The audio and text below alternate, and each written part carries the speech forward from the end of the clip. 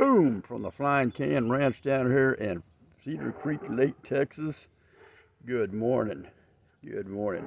Wow, what a crazy last 2 weeks has been. Absolutely nuts.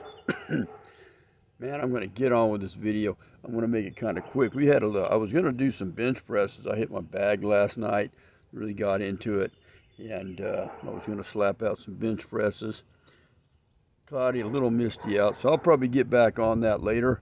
I know this video is probably going to look the best because of the lighting conditions, but we're going to go over this real quick. So zap, check it out. The Crosman American Classic 1377 and 177 caliber.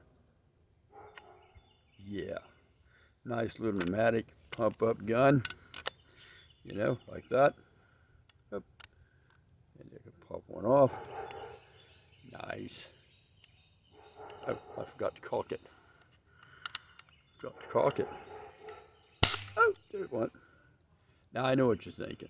First, this guy gets a crazy ass mustache, and then he turns around and he gets Alzheimer's. You've already reviewed this gun.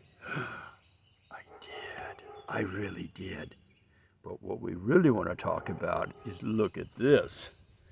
1377 all steel breech, 24-inch barrel.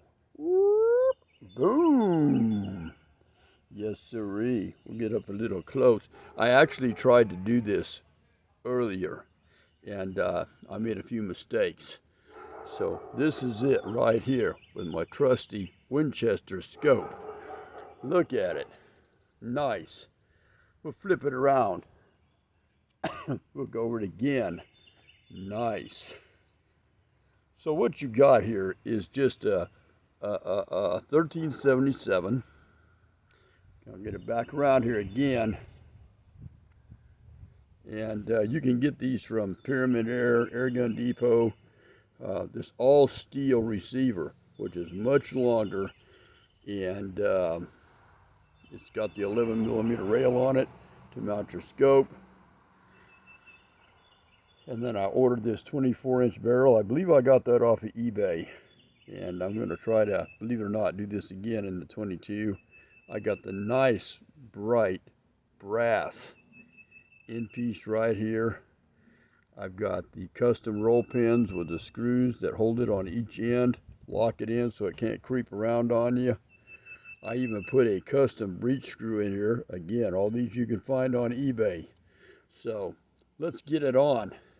Now, like I said, there's a little set screw right here that holds this barrel in place. There's a collar right in here. If you drop that collar, wow, it's a pain. This is not an easy project, but I got it done. And I even went as far as to put a custom trigger sear in it.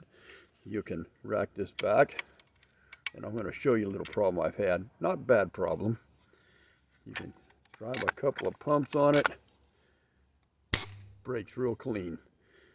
Drops down the pound to about 1.5 pound. Pull on that trigger right there.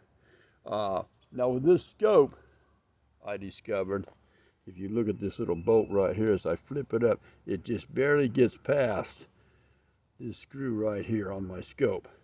But, you know, I'm making it happen. So this is an awesome upgrade. I want to get out today, get the scope sighted in, check it out real well. I've been bumping my gums about this to certain viewers. And I'm going to, again, build another one in 22 caliber. And I've just got started with this gun because I'm going to replace probably this grip or add a better pump piece right here at the back. I haven't made up my mind which one. Hell, I might be doing both. They sell an adapter right here that will go on the end of this. You can actually get a sound moderator to go on here. Stock sounds kind of hollow on these. I've heard complaints about that. I think I got a way around that too. I'm also going to make a custom rubber butt plate for this. So I chose this particular format. Is a good survival gun. I really was going to do something like a 2240, the CO2, but I got to thinking, you know, if you really got in a situation or you were really out just, got lost in the woods, whatever, what do you call it, zombie apocalypse. You run out of CO2s and you're done. But a nice little pump, not so much. So you got it like that. It's still pretty easy to put the pump on, but easy to kind of catch your fingers when you do that. Wow. And put it together. So later on, if this rain goes away, we're going to work on getting this thing sighted in, and then we're going to do some tests with it. We're going to make a shooting video. Again, this is not an easy project to do. You really got to make sure that you're in uncocked mode, or you got it cocked. You've got to make sure you get your safety on in case you accidentally hit that trigger and decock it, because trust me, I know. And like I said, the first one, I grabbed the set pin that went down here, fed it into here. I think I stripped that out. So that piece in the barrel, I think, is pretty much done for. But, I got it done. I made it happen. And look at this thing. Look how long it is. Nice little carbine. Talk about squirrel popping. Now, some of the things I want to share with you is that I'll show you what this custom sear looks like. It's in a little package. I got 2 of them because I've got another gun I'm going to do. If you ever replace this, the original has a hole in a pin. There's a way to make that fit. Just look at it carefully before you swap it out. You'll figure it out. Another piece of, well, I don't know. Oh, here it is. This cat right here. You can see that real clear. I'm pretty sure that's where I got the custom roll pin from that I put in. And then this gentleman right here, might be harder to see, is where I got the custom set screws. There's 4 in a bag, and they worked out really, really well. A little bit better than the original set screws. Now I'm talking about the set screws that go into the back of this receiver right here.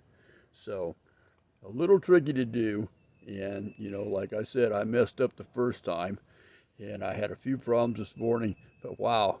Big Daddy, I don't like, failure's not an option. So we're gonna get this thing rolling, get this rain behind us, get some bench presses behind me, do a little bit of shooting with this thing, and let's see what it does.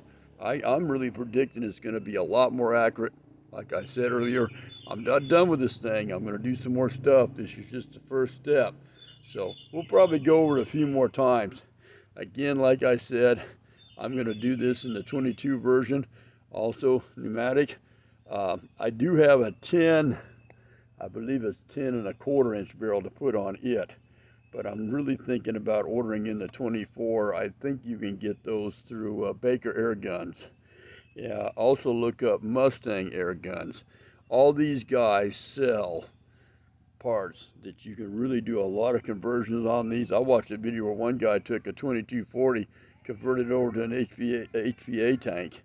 And I don't know if I'm going to get into all that, but you can have a lot of fun with these. I really thought that brass piece was the cat's meow right there. You can get it in blue, you can get it brass. That is not a cheap little toy right there.